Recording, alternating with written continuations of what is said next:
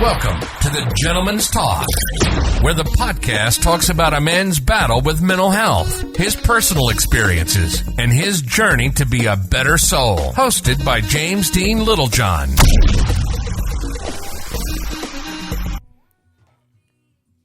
Hi everyone and welcome to the Gentleman's Talk. I've been a little bit quiet lately and I apologise for that. As he says, as his music blasts out the background. I'm just trying to adjust my music, bear with me. There we go. Yeah, I've been a bit quiet lately. I apologise. I'm going to do this podcast today, but I really don't know the direction this podcast is going to take. But I must do this podcast because it's the thing that helps me. And the reason being is because I got some pretty devastating news that hit our family, my family last week. I can't give details, but what I can say is it was heartbreaking. It was absolutely devastating. And to be honest, I didn't know how to process it. I didn't know how to deal with the news. I've got lots to talk about with regards to positives and negatives over this news. This is something I didn't plan for. This has just come out the blue. And, you know, there'll be one day where I can talk. However, at the moment, it's been difficult. It's been a challenge. I'm not going to lie to you. And it you know, I was in such a good place. I was getting better, and I know that I've spoken about ups and downs, and I do get them. You know, I'm not I'm not going to deny I do, and you know, but I was in a much better place. I'd managed the coping mechanisms. I'd utilised the skill set that I developed over the last 8 months to get me through these dark occasions. So they were becoming less frequent, and I finished last week with an absolutely amazing, good sort of story with regards to selling my motorbike. And I've got some good news actually that followed on from that, which was absolutely incredible. And I'm going to talk about that today. So there's lots to reflect on, at the moment. And the people that are closest to me, and I mean the people that are in my support network, they know the details. Because they're my support network. So as shocking as the news was, I needed to tell people so that they could, you know, manage me, help me, assist me, do whatever they can and whatever I could, but also acknowledging the fact that by being open, being honest about what had happened, it's me being open and honest. It's me allowing them in. So they're fully aware. So that's the reason why I developed and the reasons why I've looked for a support network of people around me.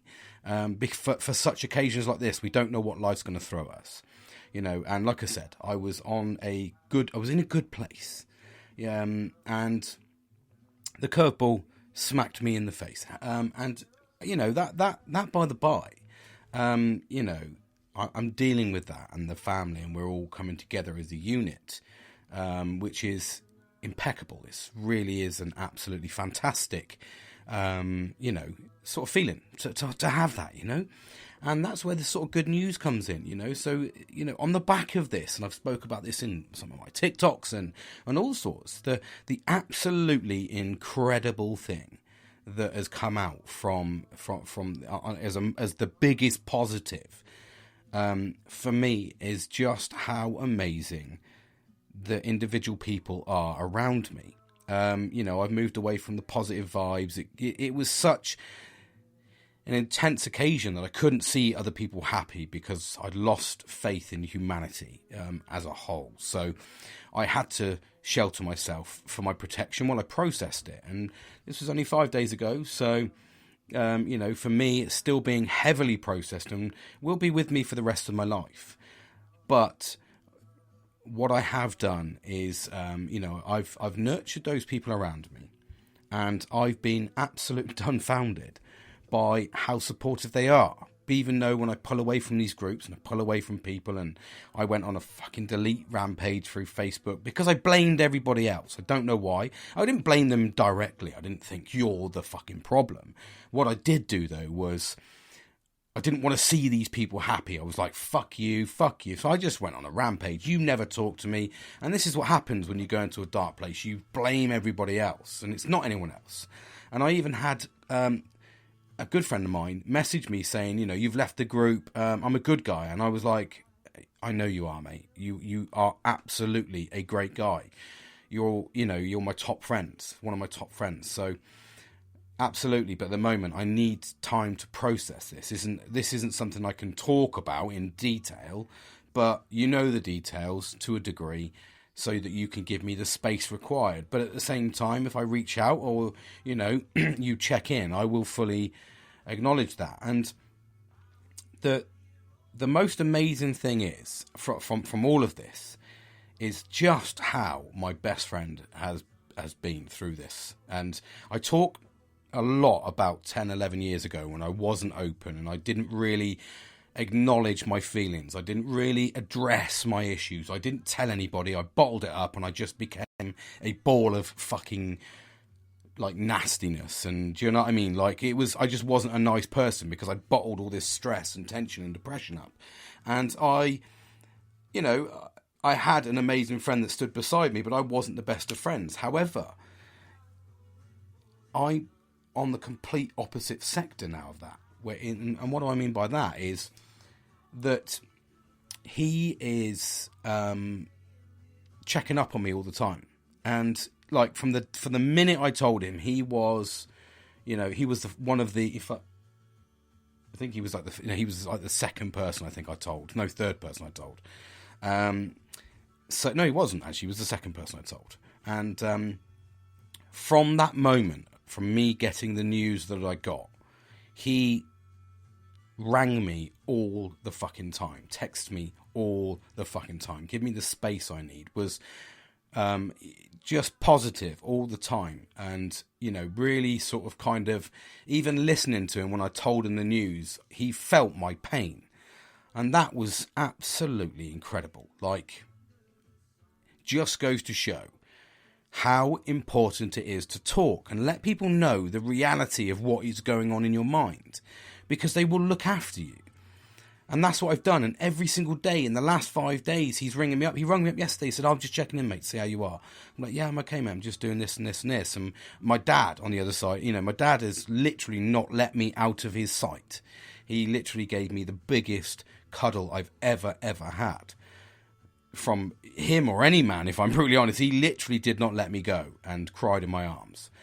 And we had a tear together. And that's how, that's how much this meant. And he hasn't literally let me away from his side for the last 5 days. Today's the only day that he let me away from his side. And even then, they rung me this morning to see how I was. So that's how devastating this news is. But that's how impactful it is when you're open and honest. And everybody's seen my change in the last 8 months and how I've been more open and honest and expressed my feelings. People know when I'm not in the right place. Yesterday morning, I just didn't want to see it. I was in a horrible place. And I said, I just want to be on my fucking own. I literally said, look, I'm not being obnoxious, but I need to be on my fucking own because I've got this anger inside of me. So I need to go and listen to some music. And do you know what kicked in? My fucking routine, my mitigation, everything that I've dealt with, all kicked in. Literally, the thing that has saved me, the thing that has got me talking to you today, is how I am looking at life. Fuck, it's an amazing feeling to get devastating news, but to acknowledge when I'm not feeling great and go and do what I do best, which was reflection. So I walked into town, I spent 3 hours on my own, I got my hair cut, so I knew I felt good. I'd kind of gone for a walk. I had my music in. I even said, this is how open I am. I said to the Turkish barber, and it's not because he's a Turkish barber because he's Turkish, but because he gave me a fucking great cut, and the Turkish really do know how to cut your hair. And especially if you've got a beard, they fucking groom the crap out of you. He literally was like, I shouldn't do an accent. It's probably going to sound fucking super racist by doing this, but it's hilarious that I do it because it makes you in the mood. Sorry, I'm old school, so I don't really think of the racist aspect. So I apologise, but it gets you in the mood, He goes, hello, Mr. Little John, because he knows me, by the way. And he's like, I give you a good cut, yeah? And I sat down to him, and, you know, we got a great rapport. I always tip him like a fiver. I'm like, Bosh, man, I walk out of here feeling amazing. He's got, like, oils in my beard, you know, the hair's perfect. I've been there like 7 times because he's new. And, you know, every single time he remembers me, we talk. I'm like, how's your holiday? So it's absolutely amazing. So I love going there. It's almost like women get when they go to the hairdressers, except, you know, I pay £26. I normally give him 30 quid. So it's 30 quid and once a month. And that's my treat. And it's no different to, I know, you know, a woman that's going to go and spend, you know, £240 on highlights and spend the day down there. Do you know what I mean? It's the same feeling for me. I get that same feeling. I like being pampered. He puts the hot towels on. He sticks the wax up my nose and pulls them out and literally, you know, draws the hair from the base, you know, just pouting out the bumhole. He draws that 1 meter up, rips it out the fucking, you know, out the nose. And you feel great, you know? And I will say that I had that done today, and normally the shop isn't that full, but it was a little bit full on that yesterday. And I jumped up. I got up after my haircut, and I was like, but the fucking when he put the towel around me and he stuck the wax up, and he was like, "Wada, wada," and I was like, "Fuck," because it does make you wince a little bit. And there'll be women probably listening to this going, "Oh yeah, try and get your foof waxed." I appreciate that. I appreciate that. It's, you know, it is pretty painful, but pulling a nose hair is fucking gonna be, it's brutal.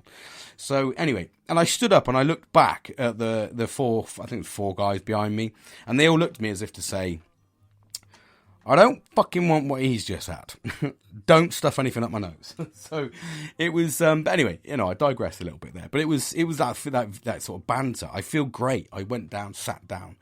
And I said to the guy, I said, you don't mind if I listen to my music today? I'm not in a very good place, and, you know, I've got a bit of a headache, a bit of tension, and I've just got nice, soothing music, not your BT music, because you want people to come through the door. He was like, no problem, you know. So I sat there, and you know, I felt pampered for about 40 minutes, and then I got up and I went for a walk, and I just people-watched. You know, I had a bottle of water, I just people-watched. And they're the things that I've been doing to get me through this. Reflection, carrying on with my routine is imperative. It's absolutely imperative to carry on with my routine. And all of these things have helped because I've said, you know, I when I heard the news the evening, I'm not ashamed to say, I went for it's about 9 miles, a 9-mile walk on my own late at night. I just, you know, I left at 8. I think I got back in at 10. And it was like more of a yomp, do you know what I mean? And I think it was about 8 miles I walked. And anyway, on that walk is when it hit me, you know, because I'd already, in the news had made me so frustrated. I was angry, I was bitter, you know, I hated humanity. And, you know, I rung my mate, I rung Kieran, and you know, I maintain that I don't cry, but this news fucking devastated me. And I remember crying, and Kieran, I don't think's ever seen me cry. And, you know, I cried my fucking eyes out on the phone to him because I couldn't understand it. And he was like, don't do anything stupid. And then straight afterwards I found my dad because I needed that extra. You know, I absolutely love getting support from my dad because he knows. He's literally like, straight away, he was like, I'll come in the car, I'll come pick you up now, we'll go for a walk together. And I was like, no, I just need to be alone.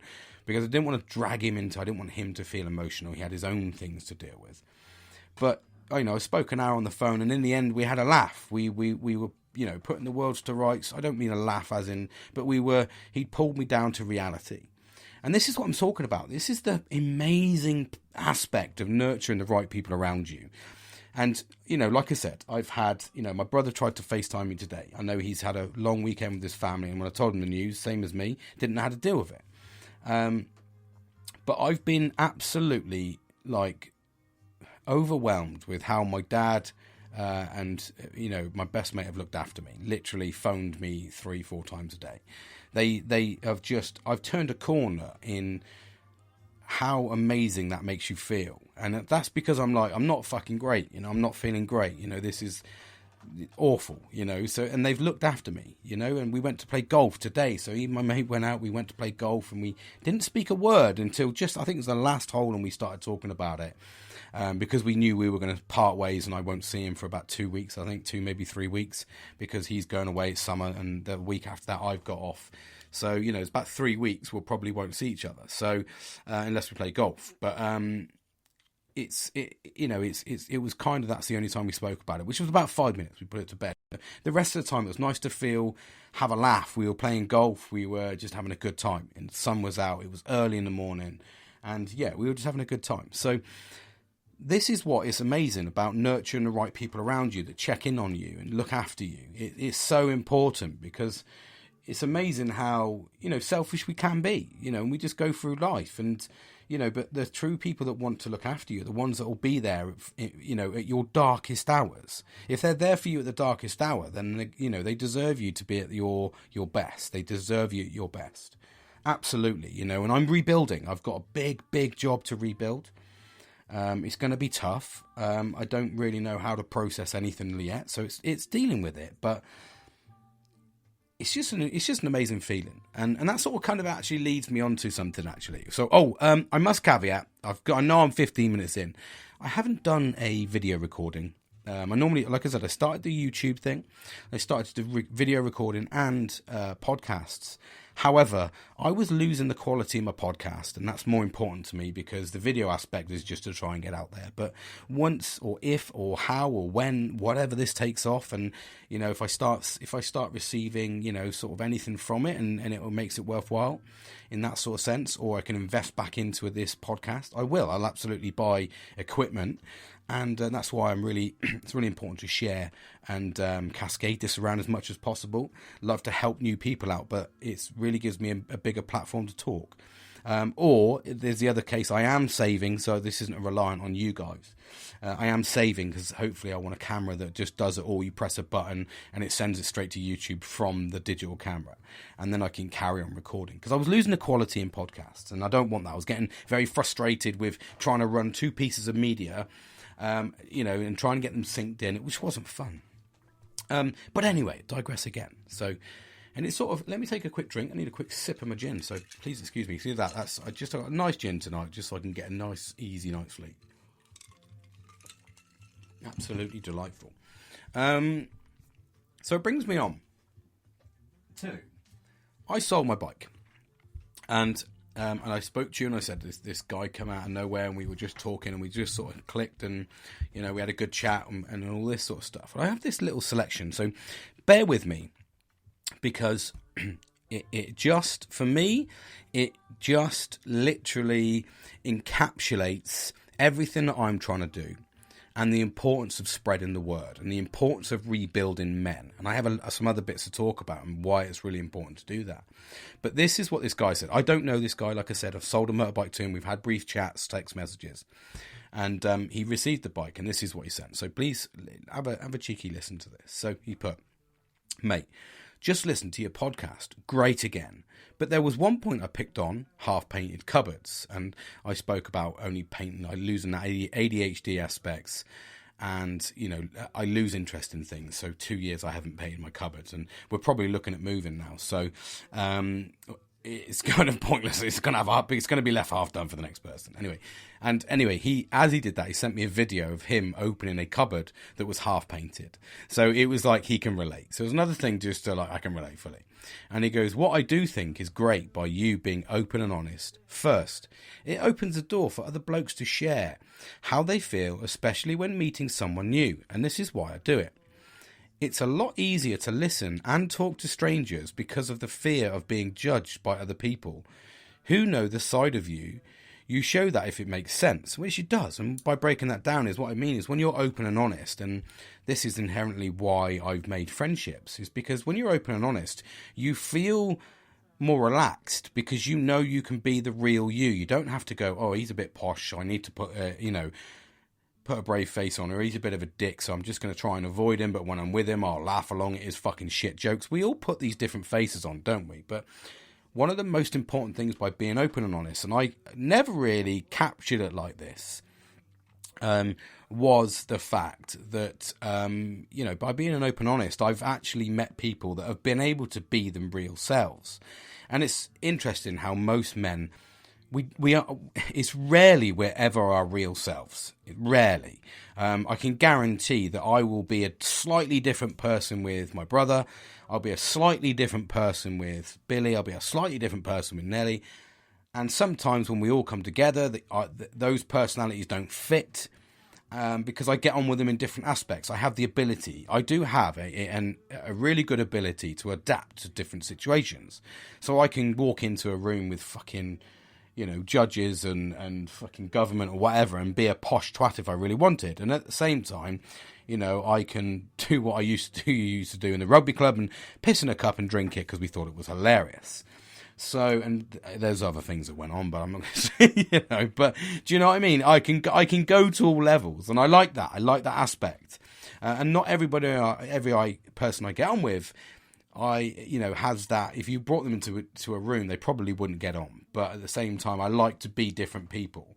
I think really, it's hard to be your real self. You have to be, I think the person I'm probably the most realist with is Kieran, because he's seen me through 28 years. So he's going to have seen me grow up and seen the differences and seen me what I'm like in different groups. He already knows I changed to different groups. It doesn't really batter an eyelid. But if you, say, for instance, saw me in one occasion, you'd be like, that's not fucking James. What the hell's he doing? He's talking posh as fuck. Or what's he doing in there with a suit on? He's a dickhead. Last weekend he was fucking trying to roly-poly down a fucking the edge of the Mount Everest. Do you know what I mean? So you have different abilities. So I think it's really important to be open and honest. And that's what he's saying there is he could be his real self. And he was. And I could be my real self. So, and the people around me can be the real selves. So it's a nice feeling to be able to be relaxed. We don't have to put on that false attitude or that fake face. Anyway, and then he goes on to say, I got drunk Friday, ended up shedding a tear to some absolute unit of a bloke. If you mean he's a big bloke. In the pub, he told me he tried to end his life and gave me his number because they were talking about, obviously he was talking about sort of upset. And end his life and gave me his number, told me to buy a book to obviously read, and he even texted me the next day to see if I was okay.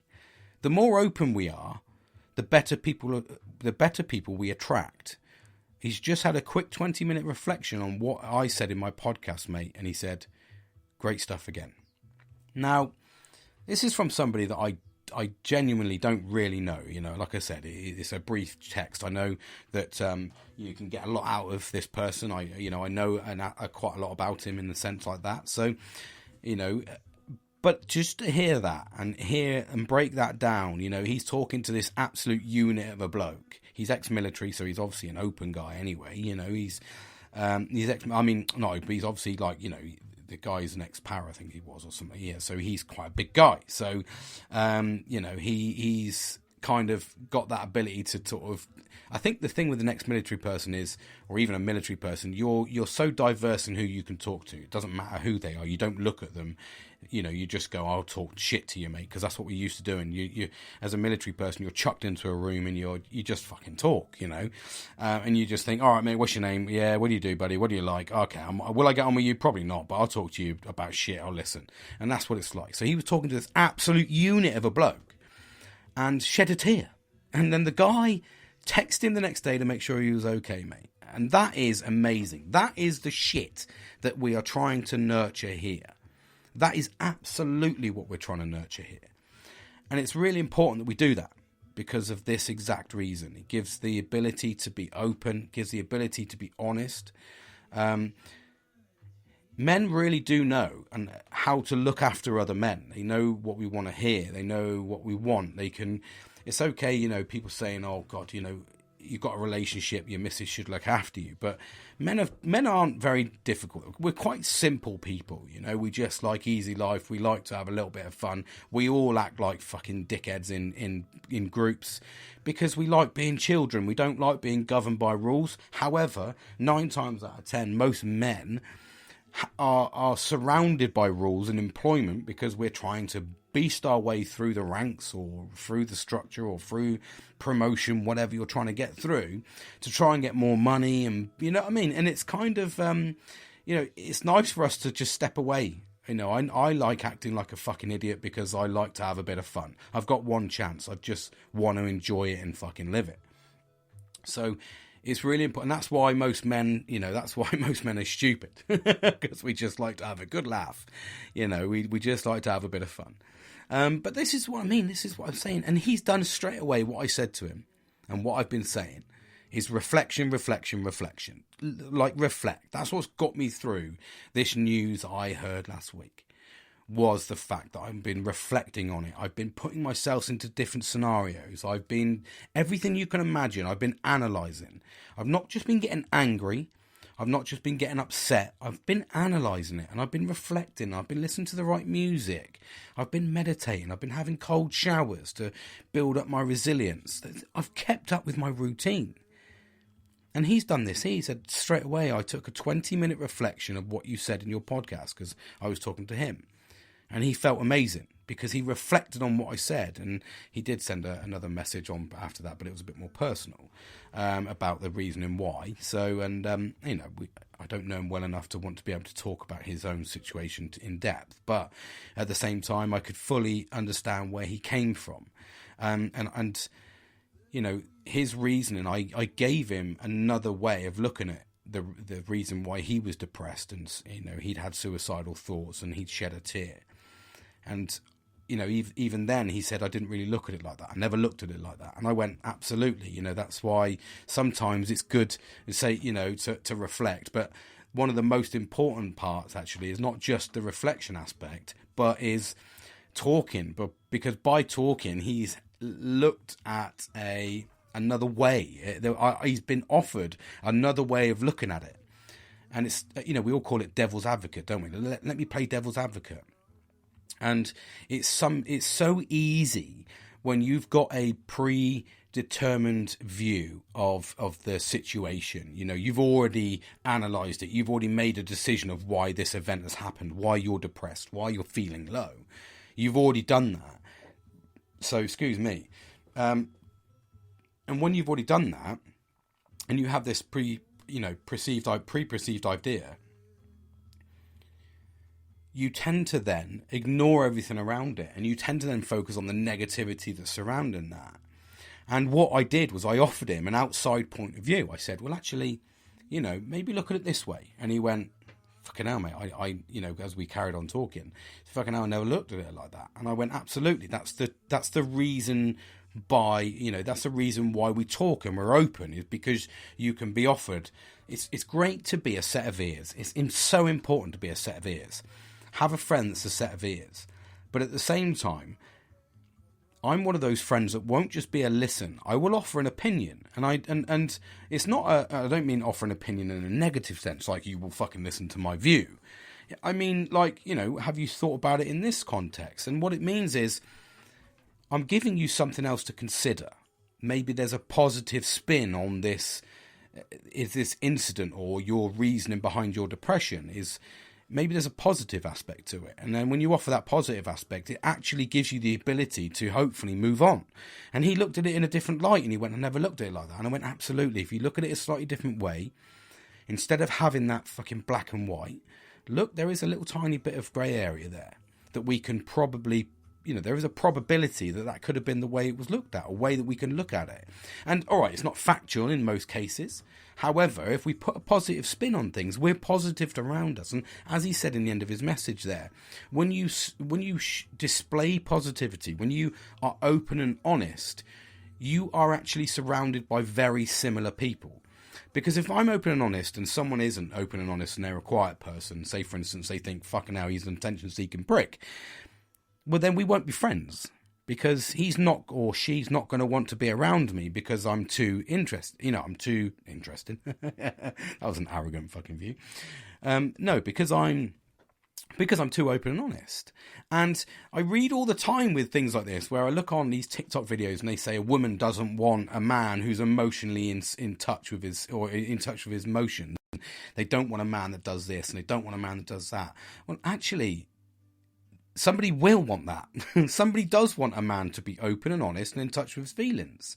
I certainly, with my wife, I go in and now I say to her, we don't sort of do things because we should. We don't sit there and go, oh, we're just gonna, we're gonna have sex, for instance, because we have to. Oh, why? Because we're married and we need to do it. It's like, no, there's quality over quantity. We talk more openly now. We're about everything. If I'm not feeling in the mood, like I said, the other day I was really angry. Yesterday I was really angry, and I said to her, look, I just want to be on my own. please just text me and just keep in touch with me, and you know, but I just wanted some time on my own. And then about 2 hours after having some time on my own, I get this lovely text message saying, love you, darling. And that was just a booster. And that's what we do. That's what we nurture.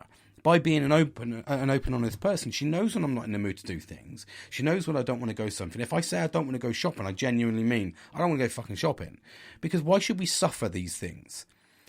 And yeah, there is people out there, there is women out there that don't want that. They want somebody to show that they're fucking hard as nails. I've been through that age. That was my 30s, acting like a complete prick, treating people like shit. You know, that was with depression, anxiety. I'm a kind person now. I don't believe in being nasty or negative. And if somebody can look at your personality and they can go, actually, I like he's open and honest. I know exactly where the fuck I stand with him. If I'm being a prick, he'll tell me I'm being a prick. If he says he loves me, he says he fucking loves me. If he says we're doing this, we're doing this. If he says we're not doing this because of X, Y, Z, he's not lying to me. He's being genuine. And that's the fucking reality of being open and honest. All right, yeah, you can mollycoddle yourself and you can go, oh, fucking, I don't want to get out of bed. And there's people that absolutely fucking milk the shit out of that. I'm not one of those. That's what I'm saying. There's the balance factor. But then you can get the other, you get the extremities in life with everything you do. You get the extremities of people that, you know, absolutely abuse the benefit system. And then you've got the other extremity where you've got people that absolutely abuse the tax system and don't pay it and become millionaires.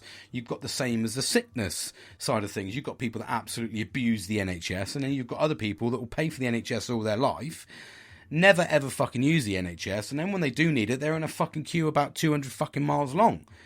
Or they've been forgotten about because they've never been. But they've still paid the same amount, if not probably more. So you're always, everything in life, you're going to get a difference. But by nurturing and by being an open and honest person, if I talk to somebody, and there is some people that I talk to, and they look at me and go, fucking hell, he's a bit weird. And I already know that they're not the type of people that want to hear that I'm in a shit place or hear about depression or anything like that. You know, I had an old boss of mine from my last job that he didn't understand it. And when I told him about my anxiety and, you know, my PTSD and depression, he just said, that's fine, okay, I don't get it. He's an older man, didn't get it. And my new job, you know, I told my line manager about myself and he didn't get it. Because not everybody, they think you're being mollycoddled, and I'm like, no, mate, I'm just telling you that I might act a bit fucking funny, I might get whatever, you know, whatever my symptoms and signs are, especially with ADHD now, I've had to tell them that because, you know, there's obviously, that explains a lot of my situation, but it doesn't make me a bad person. It doesn't make me a horrible person. If anything, it makes me overly nice. I'm probably overly nice. In fact, not probably, I am overly nice. I always want to see people happy. I always want to look after people. I always want to give people gifts. I want them to have a better life if I can make them have a better life. Because if I make them have a better life, the more people that I make have a better life, the better life I'll have, because they're all looking after me, because I'm looking after all of them. Do you see what I mean? And that's what we promote. So I know for a fact that, and this was the absolute fucking key to that, this devastating fucking news, and I've been looked after, cared for, felt amazing. You know, the test of time will be next week because, you know, my wife and kids are going away for Friday, Saturday and Sunday. My best mate's not here for the weekend either. So I don't know. I need to do something because, you know, 3 days on my own will be long. Will be quite hard in the current state. However, that's something I'll look at managing throughout the week. But I know that something will come together. So, hi, sorry. Just waving to my wife while she's pulling the washing in. You know, and that kind of why we're open and honest and we deal with things the right ways. And when you're surrounded, I suppose, by the same sort of people and the right sort of people, you tend to better yourself because you end up with the right people that want to look after you. They want to care for you. You know, if you want to go out and be a complete and utter fucking tool, you'll be surrounded by complete and utter fucking tools, and you'll all be doing complete and utter fucking tool things. If you want that, if that's the path you want to take, that's absolutely fine. That's not the path I want to take. My path is to be as diverse and as inclusive, there's the buzzwords at the moment, as I can be.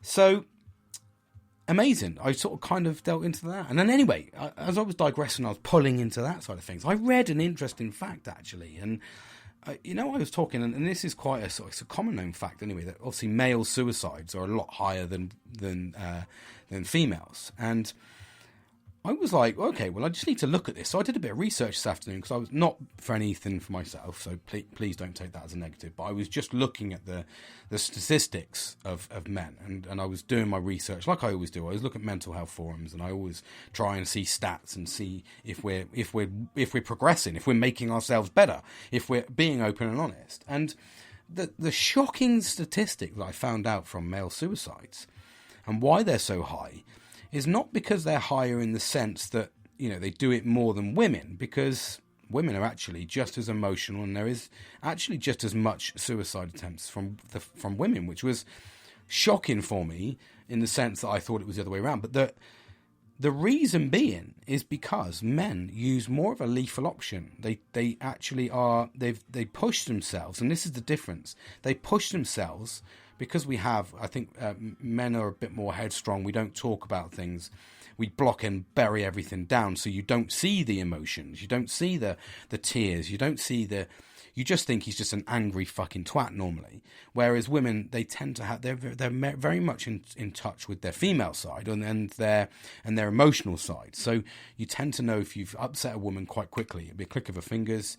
And, we've all been there. We've all probably upset a woman at some point in our life, and we've all been sat there and gone, fuck. I know I've been sat there on a few occasions and I've gone, I don't really feel the same sense of emotion for this. But that's the male side. So normally when a man gets to the point where he's, pushed himself to the brink, so to speak, and he's in his darkest place ever, it's normally on the basis that the fact that he's put up with it for a lot longer. And this is why I'm trying to get us to be open and honest. This is why I'm trying to get us to talk and help each other out and look for signs and make sure that we are routinely checking up on our little support network. I would hate to think that one of my friends is out there struggling, because it doesn't matter if you receive one message or you receive fucking 20 messages, 200 messages, whatever. 1 or 200 will have the same impact. However, the more messages of love you receive, the more support you receive in any way, shape or form, just checking in on you, bro, how you getting on, hope you're okay, mate. These are massive fucking things for somebody who's enduring mental health. And I hugely appreciated being phoned up by my best mate and my dad literally saying, you're not going anywhere, you come by my side, we're going for a walk. We talked it all out. We had a good balance between making sure I was there for my family and, keep my mind occupied, because I do go into horrible places. Unfortunately, the PTSD does drag me back in, and it's very hard for me to get out of that negative feeling. It's very hard to me to find positivity. And that happened to me Friday night. I'd had enough. It was my peak. Fucking, like I said, I went on a rampage, came away from everybody and went, I'm not fucking doing this. I don't want to see people fucking shit. This is, so, but when your friends acknowledge you, and that's what I did next morning, they were like, dude, you've left, what the fuck? Are you okay? And all this sort of stuff. Makes you feel good, makes you feel loved, makes you feel needed and wanted. So keep it up. Absolutely keep it up. Some valid points there, really. And it's not nothing I've not spoke about before, to be perfectly honest. I always talk about reflection, meditation, cold showers. I always talk about these. I always mention the same things. And I can't mention it enough, because if you knew the details of what had happened to me last week, you would probably question why I'm on the podcast talking. That's how bad the news was. However, I acknowledge that this is my way of opening up. This is my way of talking. You have to remember, I'm talking to a mic on my own with music on in the background, mood lighting on. I'm going to meditate straight after this. So I'm going to get into my nice comfort zone and listen to the music without talking, to reflect on what I've said. So there's a process there. And I do this process daily and weekly, every all the time. It's religious. It's religious with how I do it. And I mean daily by weekly is because I reflect for shorter periods. And obviously I only talk weekly on my podcasts at the moment, because I feel quality over quantity is more important. So this is because I've been kept up my routine. I was actually looking forward to talking because it made me stay in my focus. It made me stay in my zone. And that is the importance of why, the reason that I'm talking to you and giving you positive stories when really I should be the most fucking angriest man in the world. But I'm not, because I don't believe I'm trying to avoid that. I'm trying to just look at my outlook better in life. This is a fucking horrible thing that's happened, but I'm surrounded by the right people. I'm surrounded by people that want to look after me. I've got people that want to care for me. I've got people that are willing to help me. We're moving house in the very, very, very, very near future, which is going to be a big undertaking for this particular time. But it's come at the right time in the sense that it's a fresh start. And we've done that because we want to build we want a bigger house for the family, because we acknowledge that the world is in a shit state and it's really hard to get on the property ladder. So we're looking at the future all the time, and that's really important. And this is all because of the routine that I have. So I know I do my 3 dog walks a day. I know I do my meditation. I know I talk on here. I'm open and honest. I've got the right people around me. This is so important, guys. Fucking hell, it's amazing. Guys or ladies, doesn't matter, whoever you are, sex, gender, whatever. This is an important step for everybody. If I can do this, knowing what I deal with my ADHD and my PTSD, and knowing that I will be in a fucking horrible place for a little while, if I can still pluck up the courage to talk and be open and just give good, positive vibes to people about this, then there's a reason why, and that's because it works. And that's by staying in the routine. And I will say, it's in the toughest of times. And I had a word, and this is where I spoke to a friend of mine. And I said, it's the toughest times where you realise who your friends are. And precisely now, I know who my friends are, and this is what happens. You know what level of friendship you have with certain people, because they will show their true colours. They will, if they really, really cared about you, it wouldn't even be a thought process. It would just be natural to make sure that person's okay. So that is the most important thing, and that's what I've always maintained, is when you're in the face of the darkest hour and you're really, looking for the light in life, when you are surrounded by the right people, they will be there holding a torch or a candle for you to help you see the way. And that's really, really important. I know that sounds super deep, but it is true. I don't think I would have got over this few days if I hadn't have been checked in on carefully, religiously. And I don't know what's going to happen in the future. I don't know how I'm going to react, and I've got lots of things to deal with and go through. But I know I'm surrounded by the right people to not make the decision and not become one of those lethal statistics. I don't want to be one of those statistics. But it's important that if you've got a friend out there, Christ, that's feeling this, or someone that's opened up to you, I want you to know firsthand that this is how important it is to that person when you say, "Are you okay? Hope everyone's all right, buddy, thinking of you." It's 3 fucking words. It's not even that. It's a couple of sentences, isn't it? "Hey, buddy, I hope you're okay, thinking of you." That's all you have to put. And that guy will feel fucking amazing. Even if they don't address you straight away because they're in a horrible place, I guarantee that will help. And I've had those things. I've had friends message me, "Love you, bro." I've had my mate check in on me every single day. I've had my dad not let me by my side. These are away from his side. I've had my brother, I've had my mum step in. My mum's absolutely helped out as well. And she's taken my wife out and bought her a dress and stuff like this, and really sort of helped perk her up. This is being surrounded by the right people.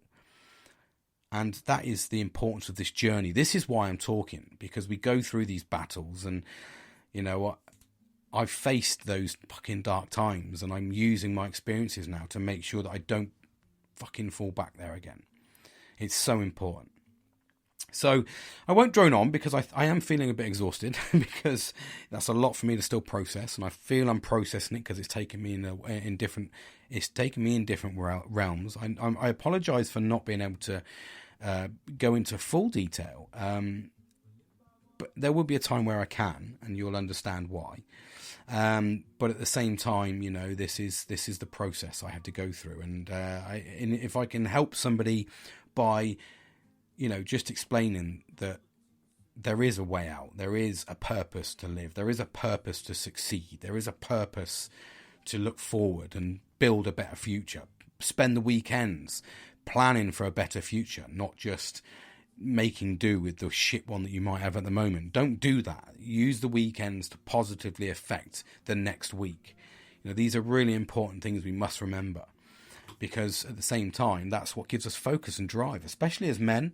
Like I said to you, I remember going down to see my doctor about 4 or 5 years ago, and I said, I said to my doctor, I was like, I don't know what the fuck I'm doing, mate. I don't have a purpose. I don't know what the fuck it is. I'm constantly sitting there going, I don't know what I want to do. I just don't want to be here anymore. And he said, you're a fucking man, James. He didn't swear, but he said, you're a man, James. And I went, yes, of course. You know, what does that mean? He goes, you need to have a reason. You need to have a purpose. You need to have a goal. You need to have an objective. Look at a hobby that you want to get better at. And this is what I've done. I've taken on golf. Look at something you want to do in the back garden, the house, whatever. Focus on it. How are you going to do it? Give yourself something to think about. Don't just sit there and wallow in self-pity, because that is what will happen. You will question constantly. And that's what I've done. I've used all of these skills and experiences that I've been picking up along this journey to better myself and help me to succeed, help me to get over these fucking horrendous hurdles. I mean, this isn't a hurdle, this is a fucking mountain, but I'll carry on getting fit until I can get to the fucking summit, take a photo, take a selfie, and make my way back down again. And I know that whilst I travel up there, I'll have the right people looking after me, and I'll have the right people in the selfie, and I'll have the right people at the bottom of the other side with a beer. That is the most important thing in life. Like I said, you know, we've all got chapters. And I've got many chapters. I said this little analogy to my dad, and I said, you know, I look at the bad things as chapters in my life. I look at them as saying, you know, that chapter's done now. I'm on chapter 10. You were part of it. You're now in that chapter. I'll never forget you. I'll never forget the broke. I'll never forget what happened. I'll never forget what you did. But I need to move on, so I need to close that chapter down and take the good from the end of the chapter and move into the next chapter and start again. That's the important bit. So I know and acknowledge that those people have either hurt me, or they weren't there for me, or they've, you know, whatever, they did something to me or my family or whatever. They were there, but I'm closing that chapter down, and I'm going to do whatever I can to be a better person and be better at everything I do. That's the important aspect. That's what we're trying to drive for. So I'll leave it there, because I said that about 5 minutes ago, but thank you for listening. I really appreciate it. And like I said, you know, I've got a few things to get through. The close people know the details, and the close people are hopefully, you know, they're going to continue, and we'll just grow stronger. So make sure you look after yourself out there. If you're listening to this, don't be afraid to talk. Don't be afraid to jump out and have a chat. Don't be afraid to just acknowledge your feelings, and make sure that you've got someone around you to help you. If you haven't, you can find that person. It is possible to do that. So I look forward to talking to you again soon, and maybe even a podcast with my good mate Billy, because he does always make me fucking laugh hysterically. So maybe a podcast this week. I know we said we're going to do it last week, but I'll be honest with you, that didn't happen for my reasons. But maybe this week, maybe we can jump on and have a little bit of positivity, because I don't want to acknowledge that, you know, that this isn't going to control my life. So thanks for listening. Take care, and I will absolutely speak to you soon.